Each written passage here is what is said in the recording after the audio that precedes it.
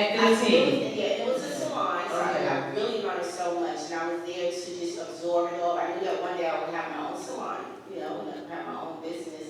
But while I was there, I gave her my 100%, and she gave me hers. She taught me everything. I was already a great braider, but she taught me techniques, she taught me business, and I made a lot of money because back then, she was charging, I think it started like $150 or whatever.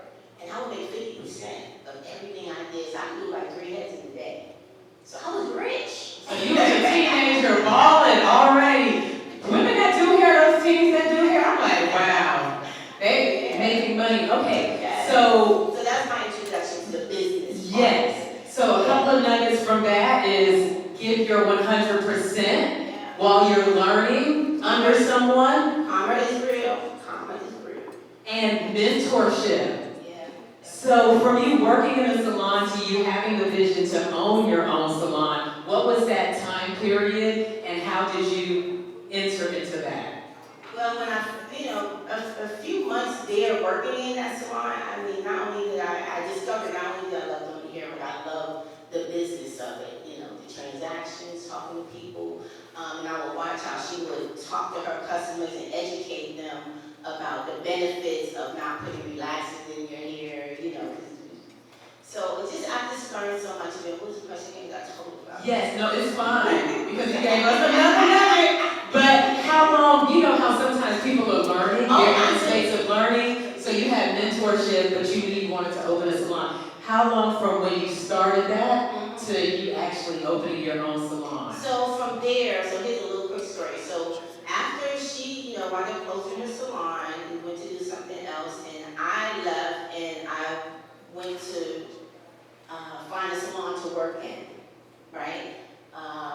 And back then, believe it or not, they did not want anyone in their salons doing natural hair. They wanted anybody doing braids, any of that. My dream was, working in a really nice salon, and nobody wanted me there because I did, that type of hair or whatever that was. And so I wind up renting a space in this rinky-dink salon, and the lady was so mean. She mean to everybody else, but she was really nice to me. And she owned the bar on the corner right next to the salon. So it was like real rinky-dink. It was like, but my clients, who were the women that had the good jobs that lived in Connecticut, to the suburbs, New Jersey, they would come to that salon because they wanted me to do their hair, because of the way I treated them, the way that my technique, and the way I cared about their hair, and the way I educated them about being natural. So, I had a lot to offer them to make them not see, where they were coming to, and still, pay me to have their hair done. So from there, that little spot there, I was saving my money so I could get my own salon. Eventually I did. Maybe about 4 years after that, I got my own salon, and was doing very well, very, very well in the salon. And then life happened. I was married, I got a divorce, I was going through a bad marriage, and I just had a baby, 4 months old. I just was like, look, I'm out of here. Because one thing about me, if you don't treat me good, I'm out. We can talk later. So that's another nugget. You make sure that, you are being treated well in any type of relationship, whether it's a friendship, love relationship, whatever it is. People must respect you, treat you with respect, and you have to feel good about what you're doing. There's no sense of going through this life being miserable about anything you don't have to, especially from another person. But anyway. I love that nugget because sometimes life can throw you distractions, so I don't mean to take you back, but even when you were going to these nice salons, you could have easily quit, but you found a rinky-dink, I'm just using your words, a rinky-dink place to start. And because your quality of work and attention to detail was so well, your clients continue to come to you. Then you had another distraction, with your relationship, but you are persevering. And entrepreneurship is about persevering because life is going to happen.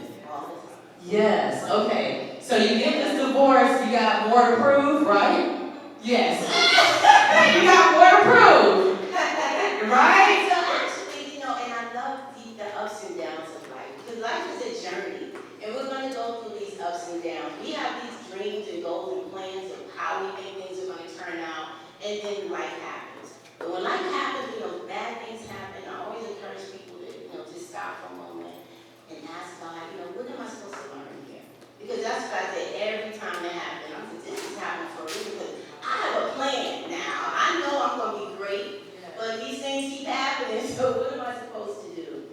And so, just get quiet, try to find an answer, but move positively, move in a positive direction while you're trying to figure it all out. And that's what I did. I moved to Atlanta. Oh, from New Jersey area. Yes, from New York to New Jersey to Atlanta, then opened a salon here. Well, I worked in the salon first. So, all this goes to show you too that you can be up one day and down the next. So, never I don't care what you have, how much you have, never feel like you're better than anyone or you're so big that, nothing can happen to you, because it can't.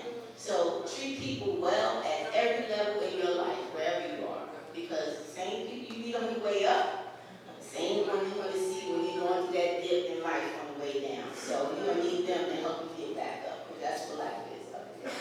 But anyway, back to the 100. So many gems. I'm like, yes.